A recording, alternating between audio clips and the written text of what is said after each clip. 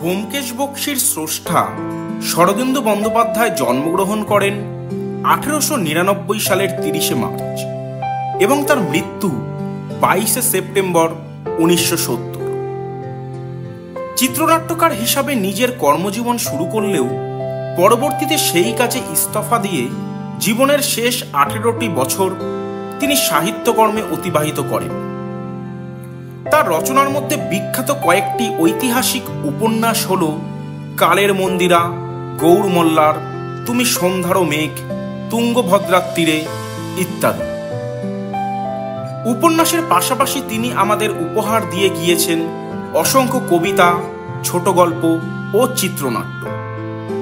তার সৃষ্ট অনবদ্য দুটি চরিত্র হল ব্যোমকেশ বক্সী ও বড়দা।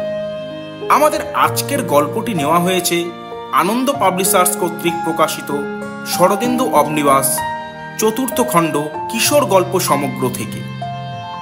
বিশেষ দ্রষ্টব্য, শ্রোতাদের সুবিধার্থে গল্পের মূল ভাবকে অপরিবর্তিত রেখে ভাষাটিকে শুধুমাত্র স্থানে স্থানে পরিবর্তন করে নেওয়া হয়েছে।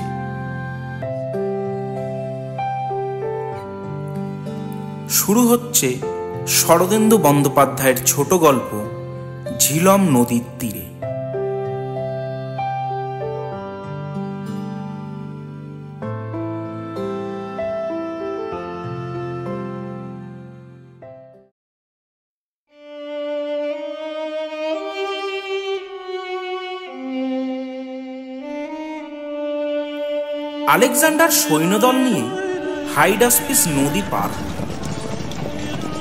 হাইডাসপিসের সংস্কৃত নাম বিতস্তা, চলতি কথায় ঝিলম। রবীন্দ্রনাথ এই ঝিলম সম্বন্ধে লিখেছেন, সন্ধ্যার আগে ঝিলিমিলি ঝিলমের স্রোতখানি বাঁকা আধারে মলিন হল, যেন খাপে ঢাকা বাঁকা তলোয়ার। এই বাঁকা তলোয়ারের ক্ষুরধার একদিন আলেকজান্ডারের দিগ্বিজয়ী সেনাকে ঠেকিয়ে রেখেছে। রাত্রির অন্ধকারে লুকিয়ে আলেকজান্ডার নদী পার হয়েছিলেন। এপারে পুরু রাজা তার চতুরঙ্গ সেনা নিয়ে তৈরি ছিলেন। ঘোর যুদ্ধ বেঁধে গেল। সেকালের গ্রিক সৈনিকেরা বড় বড় দাড়ি রাখত। গল্প আছে, সুযোগ পেয়ে হিন্দু যোদ্ধারা সেই দাড়ি ধরে গ্রিকদের প্রচণ্ড মার দিতে লাগল। গ্রিকদের অবস্থা যায় যায় হয়ে উঠল। কিন্তু দুঃখের বিষয়, যুদ্ধ প্রথম দিনে শেষ হল, পরদিনের জন্য মুলতবি হল। সেকালে রাত্রিকালে যুদ্ধ করার নিয়ম ছিল না। আলেকজান্ডার ভারী কূটবুদ্ধি সেনাপতি ছিলেন।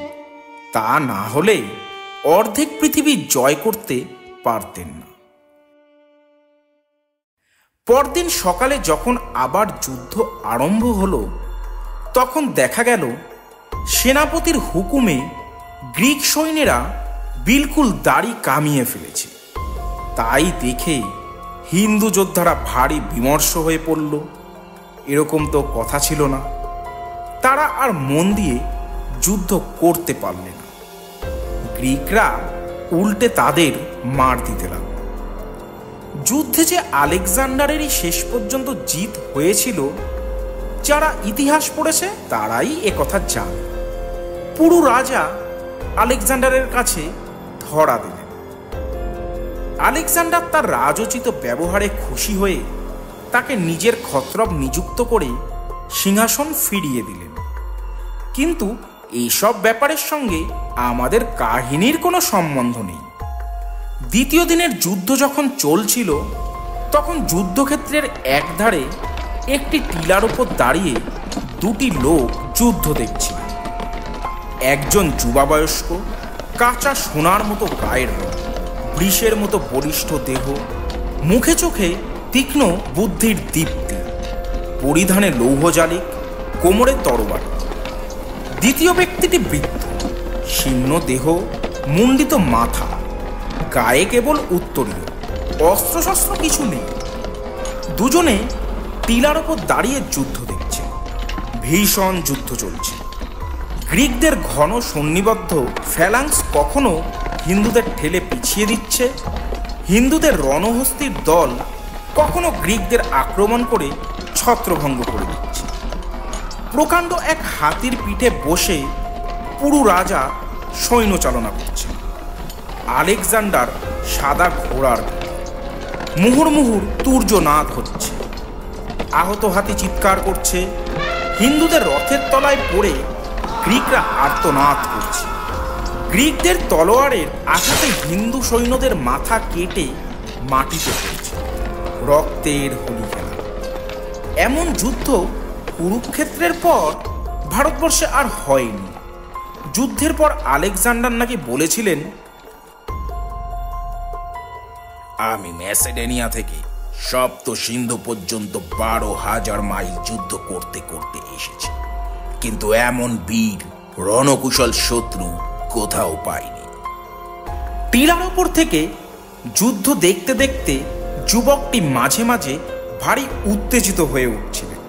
তার ভাব দেখে মনে হচ্ছিল তিনি বুঝি এখনই তলোয়ার খুলে যুদ্ধে ঝাঁপিয়ে পড়বেন। বৃদ্ধ কোনো রকমে তাকে শান্ত করে রেখেছিলেন।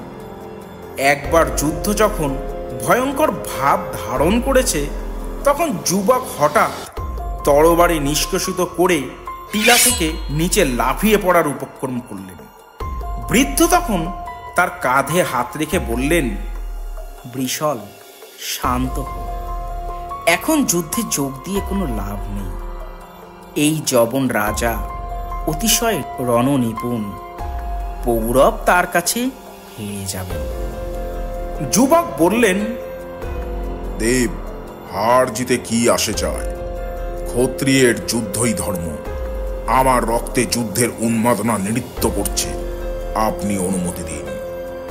বৃদ্ধ বললেন, না, কোষই কোষবদ্ধ করো। বৃহত্তর প্রয়োজনে তোমায় বেঁচে থাকতে হবে, আত্মঘাতী হলে চলবে না। যুবক বললেন, যুদ্ধের চেয়ে ক্ষত্রিয়ের বৃহত্তর প্রয়োজন আর কি আছে? বৃদ্ধ রণক্ষেত্রের দিকে অঙ্গুলি নির্দেশ করে বললেন, আজ পৌরব পরাজিত হবেন, আমি দেখতে পাচ্ছি। তারপর যবনকে আর্যাবত্য থেকে ঠেকিয়ে রাখবে কে? তোমার রক্ত উষ্ণ হয়েছে, ক্ষত্রিয়র পক্ষে তা স্বাভাবিক। কিন্তু তাই বলে যুদ্ধের নেশায় বুদ্ধি হারানো উচিত নয়। যুবক তখন নিঃশ্বাস ফেলে অসি কোষবদ্ধ করলেন। ক্রমে অপরাহ্ন হল। যুদ্ধের ফলাফল সম্বন্ধে আর কোনো সংশয় রইল না। হিন্দু সৈন্যদের অধিকাংশই যুদ্ধক্ষেত্রে প্রাণ দিয়েছে। যারা বাকি আছে তারা পালাচ্ছে। গ্রিক সৈন্য তাদের পশ্চাৎ বন্ধন করে বন্দি করেছে। যুবক বললেন, আর আমি এ দৃশ্য দেখতে পারছি না, চলুন তক্ষশিলায় ফিরে যাই। কিন্তু তাদের ফেরা হলো না। টিলা থেকে নামবার উপক্রম করতেই একদল গ্রিক সৈন্য এসে তাদের ধরে ফেলল। বৃদ্ধ বললেন, আমাদের ধরছো কেন? আমরা তো যুদ্ধ করিনি। একজন গ্রিক সেনানী বলল, তুমি নিরস্ত্র বৃদ্ধ, তোমাকে ছেড়ে দিতে পারি, কিন্তু এ যুদ্ধ করেছে, একে ছাড়ব না। বৃদ্ধ বললেন, ও যুদ্ধ করেনি, ওর তলোয়ার খুলে দেখো, তলোয়ারে রক্তের দাগ নেই। গ্রিকরা যুবকের তলোয়ার খুলে দেখল, সত্যিই রক্তের দাগ নেই, কিন্তু তবু তারা যুবককে ছেড়ে দিতে রাজি নয়। সেনানী বলল, যুদ্ধার বেশধারী কাউকে আমরা ছাড়ব না। বৃদ্ধ, তুমি ফিরে যেতে পারো। গ্রিকরা যুবককে আগেই নিরস্ত্র করেছিল, এখন তার হাত বাঁধার উপক্রম করল। যুবক প্রতিরোধের চেষ্টা করছেন দেখে বৃদ্ধ বললেন, বৃষল, অনর্থক প্রাণ দিও না। যবন সেনাপতি বিচক্ষণ ব্যক্তি, তুমি যুদ্ধ করনি শুনলে নিশ্চয়ই তোমায় মুক্তি দেবেন। এখন যাও, সতর্ক থেকো, সংযত থেকো, বিপদে সংযমী সহায়। বৃদ্ধ চলে গেলেন। গ্রিকরা যুবকের হাত বেঁধে তাকে আলেকজান্ডারের ছাউনিতে নিয়ে গেল। ঝিলম নদীর তীরে আলেকজান্ডারের সেনা শিবির পড়েছে। শিবিরে মেঘলোক সৃষ্টি হয়েছে। মাঝখানে আলেকজান্ডারের প্রকাণ্ড উঁচু বস্ত্রবাস। যুদ্ধের শেষে বিজয়ী আলেকজান্ডার সদর্পে নিজের বস্ত্র বাসে ফিরে এলেন। ক্রমে রাত্রি হল। শত শত মশাল জ্বলে উঠল। দূর থেকে দেখলে মনে হয় ঝিলমের তীরে দেওদার বনের মধ্যে অসংখ্য আলেয়া জ্বলছে, নিপছে, ঘুরে বেড়াচ্ছে। আলেকজান্ডারের বস্ত্রবাসের দ্বারে ভল্লধারী প্রতিহার। ভিতরে প্রশস্ত কক্ষটি বহু তৈলদ্বীপের আলোয় উজ্জ্বল। চারিদিকে নানা অস্ত্রশস্ত্র ছড়ানো রয়েছে। কক্ষের মাঝখানে একটি পারসিক গালিচার উপর বসে আছেন স্বয়ং আলেকজান্ডার। আলেকজান্ডার স্নান সমাপন করে আহারে বসেছেন। আঙুর, ডালিম প্রভৃতি ফল এবং প্রকাণ্ড একটি ভেড়ার রাং সোনার থালে সাজানো রয়েছে। আলেকজান্ডার তাই কেটে কেটে খাচ্ছেন। তার ঊর্ধ্বাঙ্গ নগ্ন। দুইজন কৃষ্ণকায় ভৃত্য তার সর্বাঙ্গে তৈল মর্দন করে দিচ্ছে। কয়েকজন অন্তরঙ্গ বন্ধু তার পাশে বসে গল্প করছেন। যুদ্ধের কথাই হচ্ছে। আলেকজান্ডারের বয়স এই সময় 30 বৎসর। শরীরের দৈর্ঘ্য খুব বেশি নয়, কিন্তু বাহু ও বক্ষের পেশি লোহার মতো মজবুত। বলদৃপ্ত দেহ থেকে পৌরষ যেন ফেটে পড়েছে। এই বয়সে তিনি অর্ধেক পৃথিবী জয় করেছেন। ত্রিভুবনে তার তুল্য যোদ্ধা নেই, এ কথা তিনি জানেন। তাই তার প্রিয়দর্শন মুখে বিজয় গর্ব এবং আত্মভিমান সুপরিস্ফুট। আজ কিন্তু তার মন ভারী খুশি আছে। তিনি যুদ্ধের নানা ঘটনা সঙ্গীদের সঙ্গে আলোচনা করছেন।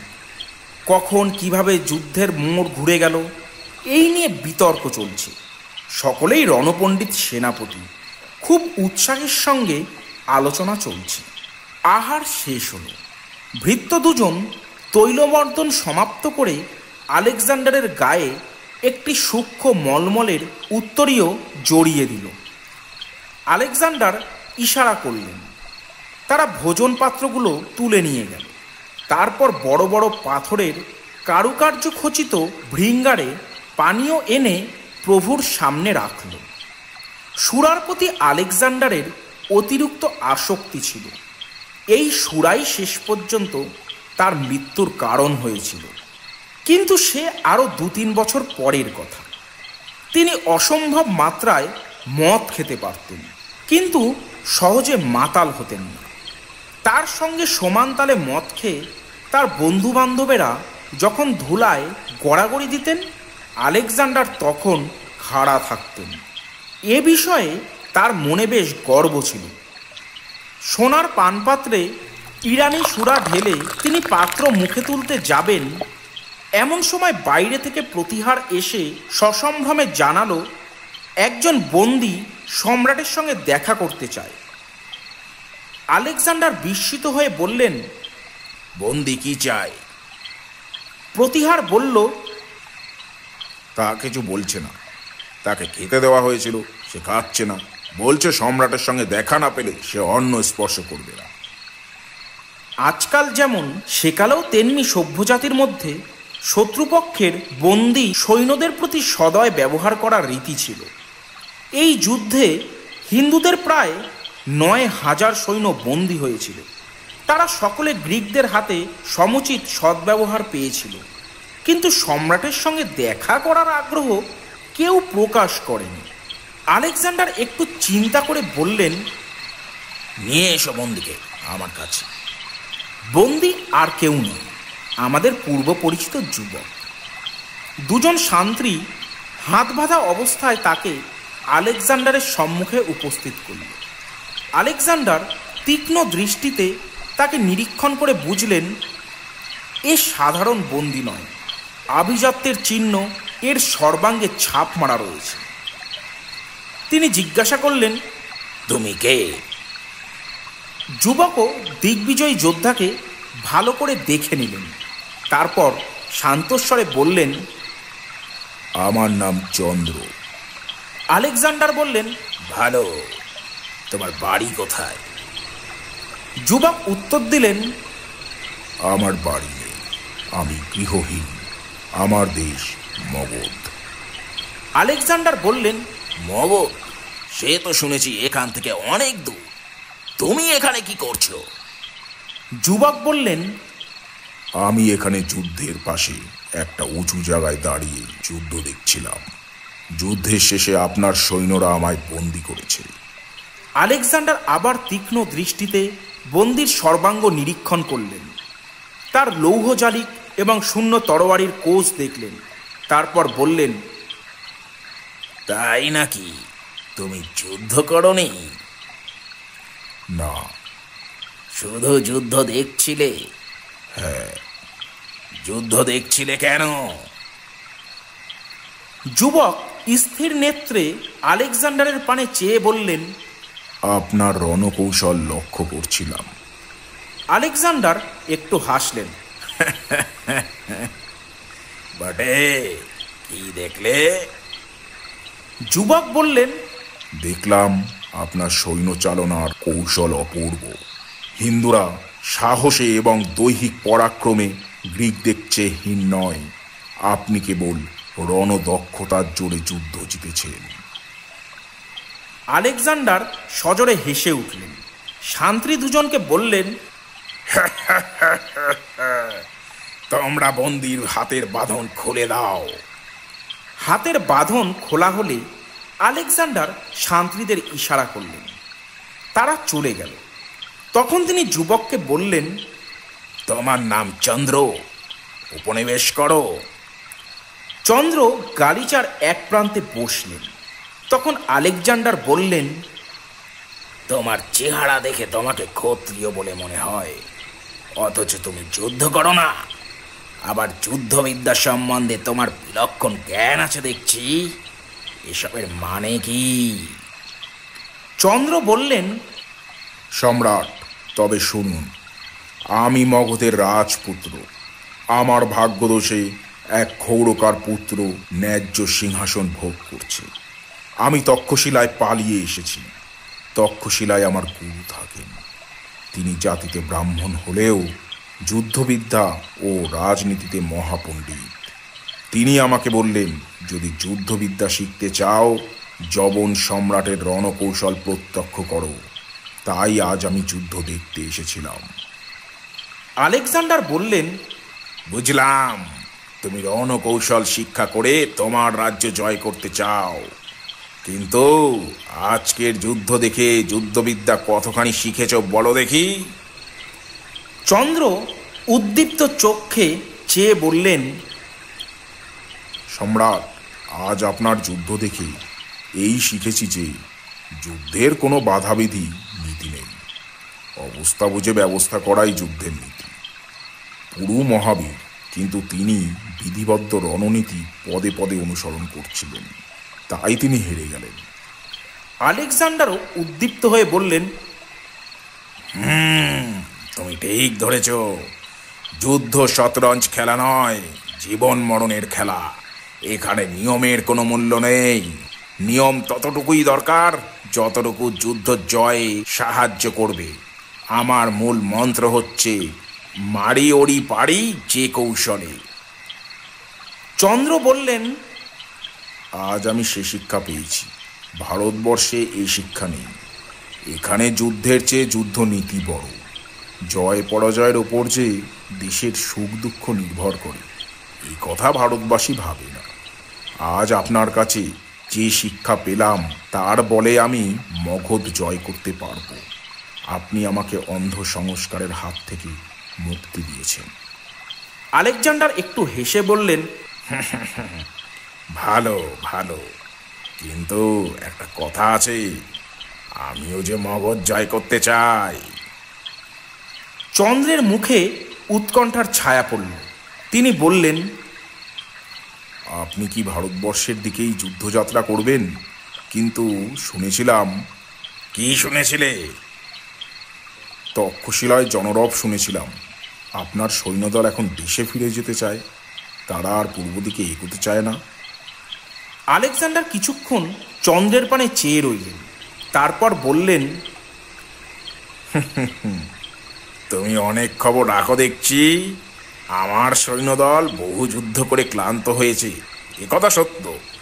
হয়তো উপস্থিত আমি ফিরেই যাব, কিন্তু আবার আসব। ভারতবর্ষ আমি জয় করতে চাই।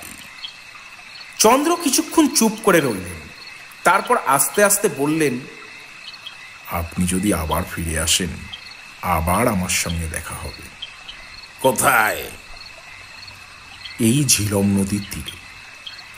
কথার ইঙ্গিত আলেকজান্ডার বুঝলেন। সকৌতুক হেসে বললেন, বেশ, তুমি কেমন যুদ্ধবিদ্যা শিখেছ, হাতে কলমে তার পরীক্ষা হবে। আলেকজান্ডার এতক্ষণ সুরার পাত্রটি হাতে ধরেছিলেন, পান করেননি। এখন সেটি চন্দ্রের দিকে বাড়িয়ে দিয়ে বললেন, বন্দী হলেও তুমি রাজপুত্র, তোমাকে সমুচিত সম্ভাষণ করা হয়নি। এই নাও। চন্দ্র হাত জোর করে বললেন, ক্ষমা করবে, আমি মদ খাই না। আলেকজান্ডার অবাক হয়ে বললেন, সে কি রাজপুত্র, তুমি মদ খাও না? না সম্রাট, শৈশব থেকে আমার জীবন বড় দৈন্যের মধ্যে কেটেছে। আমার পিতার যুদ্ধে মৃত্যু হয়, আমি তখন মাতৃগর্ভে। আমার মা বনে পালিয়ে গিয়ে আমায় জন্মদান করেন। সেই বনে অনেক ময়ূর ছিল, তাদের মধ্যে আমি লালিত হই, তাই আমার নাম চন্দ্রগুপ্ত ময়ূরীয়। রাখাল বালকদের সঙ্গে আমি গোচারণ করতাম। তারপর একদিন আমার গুরুদেব দেখা দিলেন। তিনি মূল্য দিয়ে রাখালের কাছ থেকে আমাকে কিনে নিলেন। সেই থেকে আমি গুরুর দাস। সুরাপানের অভ্যাস আমার হয়নি। আলেকজান্ডার গম্ভীর মুখে শুনলেন। শেষে সুরাপাত্রটি নিজেই নিঃশেষ করে বললেন, তোমার জীবন বিচিত্র। এমনি বিচিত্র অবস্থার মধ্যে দিয়েই প্রকৃত মানুষ তৈরি হয়। হয়তো আমি যা পারিনি, তুমি তা পারবে। চন্দ্র জিজ্ঞাসা করলেন, আপনি পারেননি? এমন কিছু আছে কি? আলেকজান্ডার আর এক পাত্র সুরা ঢেলে বললেন, আছে। আমি নিজেকে জয় করতে পারিনি। এই সুরা, এর কাছে আমি পরাস্ত হয়েছি। বলে এক চুমুকে পাত্র শেষ করে ফেললেন।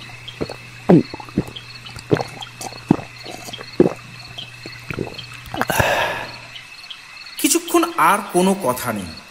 আলেকজান্ডার ভ্রু কুঞ্চিত করে শূন্য পাত্রের দিকে চেয়ে আছেন। তার সঙ্গীরা, যারা এতক্ষণ চিত্রাপৃতের মতো বসে কথা শুনছিলেন, তারাও কথা কইলেন না। চন্দ্র তখন ওঠবার উপক্রম করে বললেন, এবার তবে অনুমতি দিন, আমি যাই। আলেকজান্ডারের চমক ভাঙল। তিনি চন্দ্রের মুখের পানে এমনভাবে চাইলেন যেন আগে কখনো তাকে দেখেননি। তারপর সহসা উচ্চ হাস্য করে উঠলেন। ক্ষণেকের জন্য তার মনে যে আত্মগ্লানি এসেছিল তা কেটে গেল। তিনি বললেন,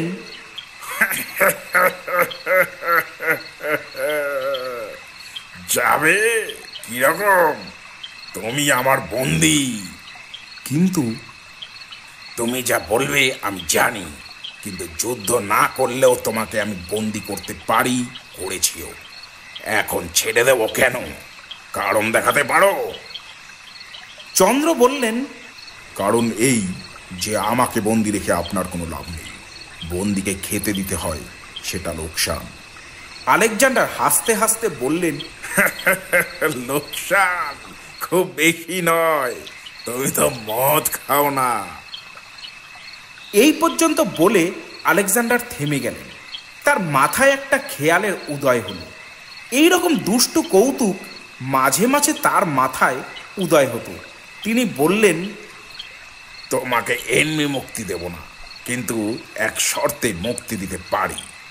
কি শর্ত? তোমাকে মদ খেতে হবে। আমি যত পেয়ালা মদ খাবো, তুমিও তত পেয়ালা মদ খাবে। আমি মাটি নেবার আগে তুমি যদি মাটি নাও, তাহলে মুক্তি পাবে না। কিন্তু আমি মাটি নেওয়ার পর তুমি যদি পায়ে হেঁটে আমার শিবির থেকে বেরিয়ে যেতে পারো তাহলে তুমি মুক্ত, কেউ তোমাকে আটকাবে না। চন্দ্রের মাথায় আকাশ ভেঙে পড়ল। কিন্তু সম্রাট, আমি যে মদ খাইনি। তা আমি জানি না, এই শর্তে তুমি যদি হেরে যাও তোমাকে বন্দি করে নিয়ে যাব এখান থেকে পারস্য, পারস্য থেকে মিশর, মিশর থেকে ম্যাসিডোনিয়া। রাজি আছো? চন্দ্র দেখলেন এছাড়া মুক্তির আর উপায় নেই। তিনি মনে মনে দৃঢ় সংকল্প করলেন, মদ তিনি খাবেন, কিন্তু কিছুতেই নেশা হতে দেবেন না, কিছুতেই না। গুরুর কথা তার মনে পড়ল, বিপদে সংযমী সহায়। রাজি আছি। তখন এই অদ্ভুত বাজি খেলা আরম্ভ হলো। আলেকজান্ডার তার বন্ধুদের দিকে তাকিয়ে বললেন, তোমরা এই বাজির বিচারক রইলে। যুবকের যদি জিত হয় তাকে মুক্তি দিও। নিয়ার্কস, তুমি মেপে মেপে দুজনের হাতে পাত্র দাও। আলেকজান্ডারের বন্ধুদের মধ্যে একজন ছিলেন নিয়ার্কস, বিখ্যাত সেনাপতি। তিনি এগিয়ে এসে দুটি পাত্রে সমান করে সুরা ঢাললেন।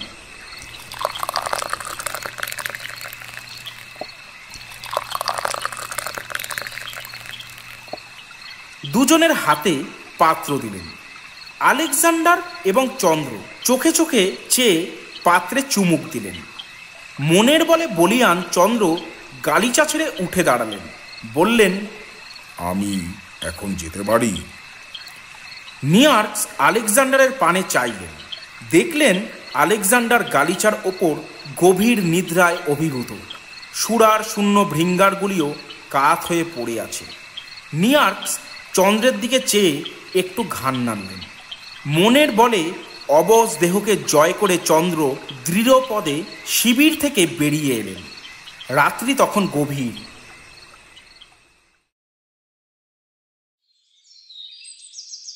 পরদিন সকালে তক্ষশিলায় পৌঁছে চন্দ্র গুরুর পদে প্রণাম করলেন। চাণক্য তখন নিজের কুটিরে বসে অর্থশাস্ত্রের পুঁথি লিখছিলেন। সস্নেহে চন্দ্রের গায়ে হাত বুলিয়ে আশীর্বাদ করলেন। চন্দ্র বললেন, দেব, যবন সম্রাটকে আত্মজয়ের যুদ্ধে পরাজিত করে মুক্তি পেয়েছি। সমস্ত কাহিনী শুনে চাণক্য বুঝলেন শিষ্য জীবন পরীক্ষায় উত্তীর্ণ হবার যোগ্যতা লাভ করেছে। বললেন, এবার কি করবে?